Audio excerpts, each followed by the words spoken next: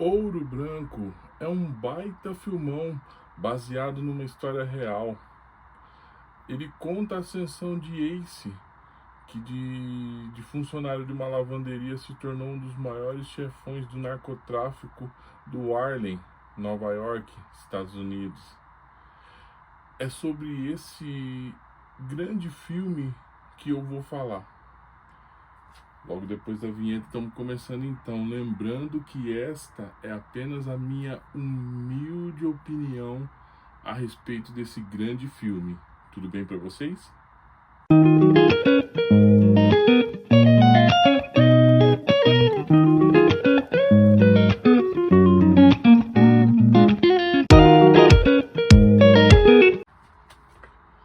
Fala pessoal, tudo bem? Olha, eu sou o Gleison Macalas Paulino, escritor nas horas vagas e em tempo integral, e isso não é um hobby, hein? Vamos deixar tudo combinado entre a gente para não ficar nenhum tipo de mal entendido. Tudo bem? Combinado então?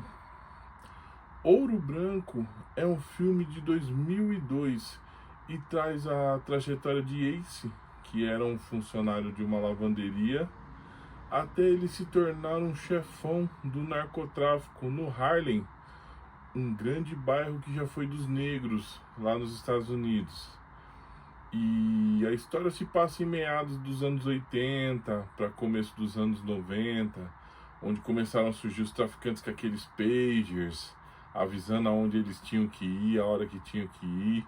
E esse é um cara tranquilo, é um cara que não tinha que estar nesse meio, pois ele não era violento, abominava violência, tinha sua patroa, com quem teve uma filha, mas foi seduzido pelo ouro branco. O ouro branco falado é a cocaína, que se vendia muito ali mesmo no Harlem.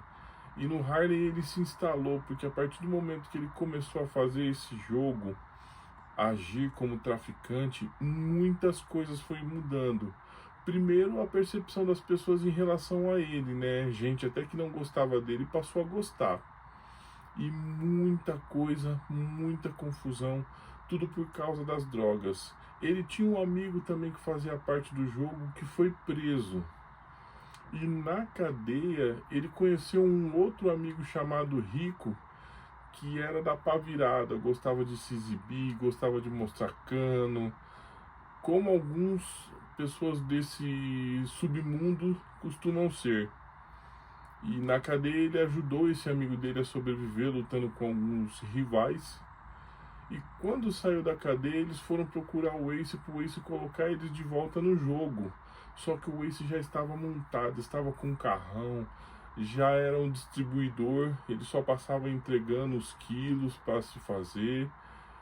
Pegava com chineses e levava aos lugares de venda, mas isso cresceu muitos olhos negativos para cima dele. As pessoas queriam a sua caveira. Inclusive, uma dessas pessoas que saíram da cadeia era um conhecido dele que tinha uma boca, que ele acabou tomando conta dessa boca. Aí queria voltar aos negócios, queria traficar num ponto que já era dele. Só que ele não deixou, por ele ter acabado de sair da cadeia recentemente, então ele tinha um alvo nas costas. E geralmente narcotráfico, traficantes, naquele período eram rastreados pela polícia, pelo FBI. Então ele não queria colocar ele de volta no lugar que era dele, porque se ele colocasse, ia atrair atenção desnecessária para ele, e dele iam acabar chegando nele. Ace tinha uma mentalidade empresarial, ele não discutia, ele não dava exemplos maus, ele sempre contornava a situação e resolvia tudo numa boa.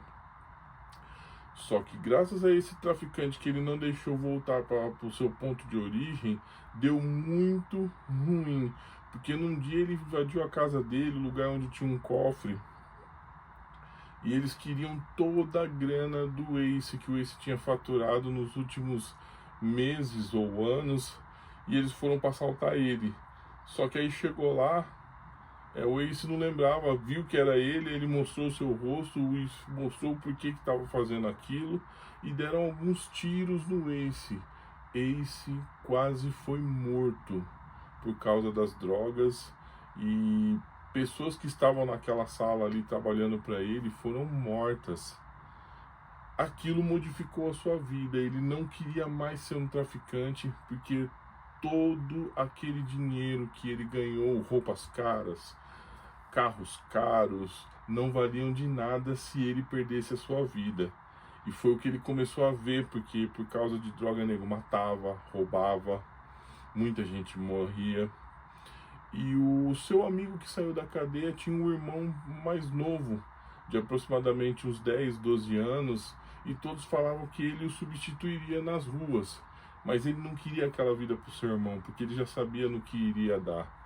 E seu irmão foi sequestrado pelo próprio padrasto, de quem ele deu uma coça. O padrasto dele era usuário, usava droga pesada, não só cocaína, como a heroína, aquela que vai na veia. E por ser expulso dali, ele planejou vingança contra esse amigo dele. E ele sequestrou o menino e foi mandando pedaços dele até ele dar muita grana para ele. Só que quando ele foi entregar muita grana para ele, esse amigo dele que saiu da cadeia, que o defendeu lá dentro, roubou ele por causa da droga. Ele viu que ele estava com os quilos ali, ele matou o seu amigo para ficar com a droga. Ou seja, o nome já diz tudo. Quando se fala de droga, tudo de ruim e pior vem acompanhado nisso.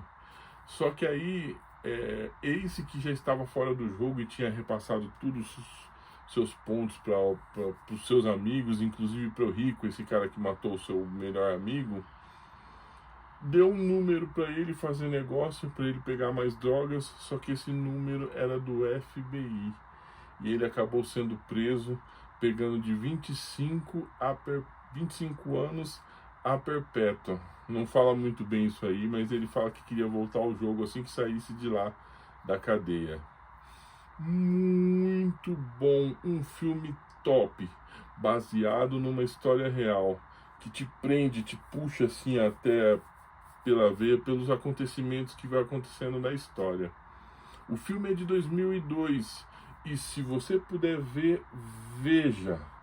É um baita filmão com uma história envolvente, baseado numa história real. Este é o meu segundo trabalho literário chamado O Pirata Caveira contra Tudo e Todos. Eu pego um coadjuvante do luxo que foi na primeira trama e alço a personagem principal.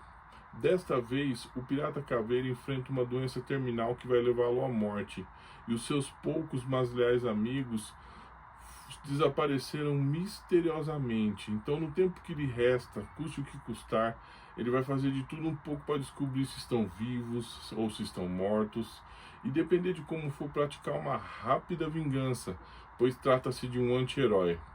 Disponível na Amazon, no seu formato digital, em e-book, e no Clube dos Autores, no seu livro sólido, físico. Vai lá, pessoal, dá essa força para nós, autor nacional, autônomo. E nas páginas do Wattpad eu publico contos urbanos, romance, aventura e fantasia, que é mais a minha praia. E no exercício da profissão eu vou postando aos poucos as coisas lá. Entra lá, dá uma vistoria no meu trabalho, é gratuito. Ler é fundamental. Ler é como oxigênio, a gente não pode ficar sem. É isso, pessoal. Entre lá no Wattpad, dê sua opinião, vistorie meus trabalhos e a gente vai se falando, ok? Tudo de bom para vocês e até a próxima.